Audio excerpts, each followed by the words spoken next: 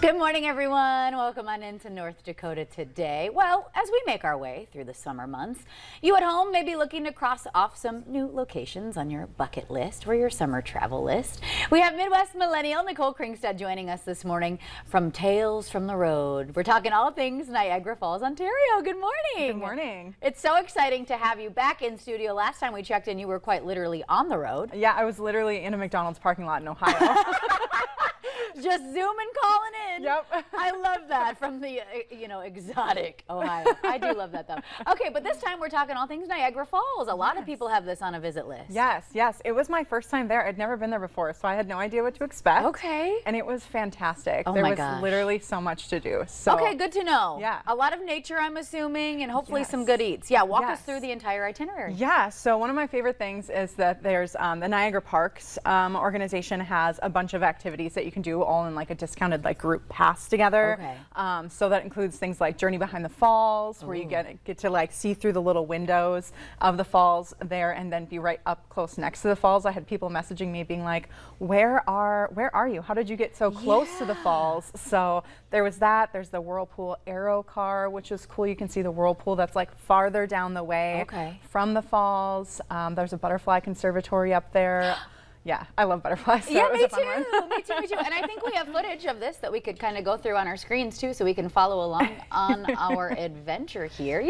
Yes. Okay, perfect. And so yeah, the one up there now, that's the tunnel. So it's like an underground tunnel. You're walking like a quarter mile or so. So just kind of keep that in mind. That one's a little bit of a jaunt. Okay. But you're coming out and you're seeing all those boats that go up to the falls from there too, and you're getting a little bit of that mist. I mean, anytime you're kind of walking along the water up there anyway, you're getting a little bit of that mist from the falls. So prepare. Have a poncho. Prepare, have a poncho, or just prepare to be damp the entire time because it's gonna happen.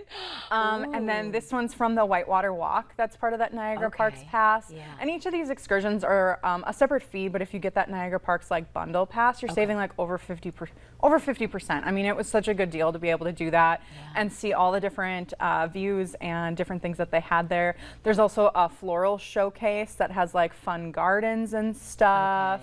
And then I also went up to the Niagara on the Lakes area a little farther north, and that's where this fort area was that you're seeing now. That one, and they had like musket demonstrations, and they made snickerdoodle cookies that they let you sample from how they would have been back in the day, which were much less sweet. Yeah. But it was fun. It was kind of fun to be like, oh yeah, this is a little more like authentic to the time of what the cookies might have been like and stuff. So there's so much things to do. I barely even got to like dip my toes into like everything that there really was. I bet. But there's just so much more. I'm sure I can talk about it on a whole other one with some more things. No, this is exciting too. And maybe people have been there. Like I said, this is kind of a big bucket list or like honeymoon stop. A lot of people putting this on their calendars for sure. Right. And for those that don't know, that haven't been there, like there are two different falls. There's the American side falls and then Niagara Falls on the Canada side. So you can just literally stand on the side there and see both of them. And so this like this one right here. Yeah, this is the Journey Behind the Falls, like little dugout area.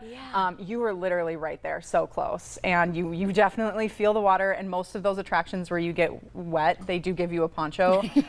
So be prepared to be putting ponchos on and off the entire time with this, including they have an indoor thing called Niagara's Fury, which is a lot of fun, probably more so for the kids than the adults.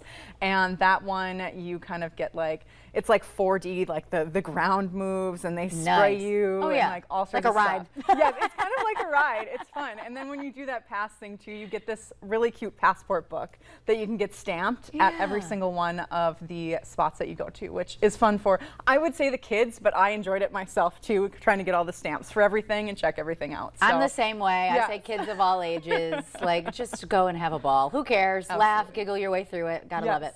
So it's really for families, people of all ages. All ages, everyone. So it's a great destination to go check out. How long were you there total? Well, I was on the road for 3 weeks, but I was in Niagara Falls for 5 nights. So. Okay, so that was 5 nights worth of content, but even as you mentioned, you barely got to see everything. Yep. There's so much more to do there. Wow. Yeah. Okay, pretty incredible. Those photos were stunning. I'm ready to hop into a few of those. So how do we keep up with your travels? We can go online and kind of recap all of this, right? Yes. Okay. Yeah. I'm a little behind on posting, so you'll get to see my adventures from Niagara Falls. Why? Because you've been so busy traveling? Weird. So later this week, you'll actually see some of the posts from Niagara Falls, but the Midwest Millennial on all social media platforms, and then the MidwestMillennial.com for my website as well to check out. Okay, So, remind us again where this all even began for you. How did this start? it was a couple weeks ago. A couple weeks ago.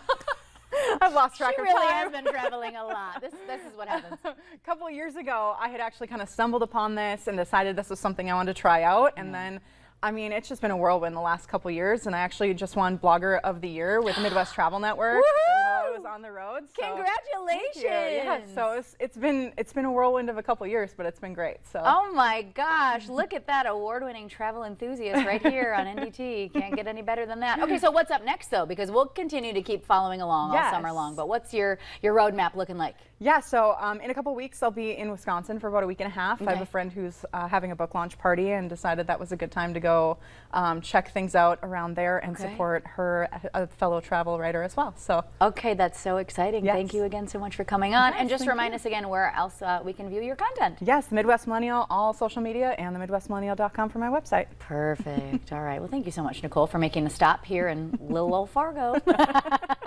All right, everybody. We'll be right back to close out the show with your daily dose of motivation straight ahead.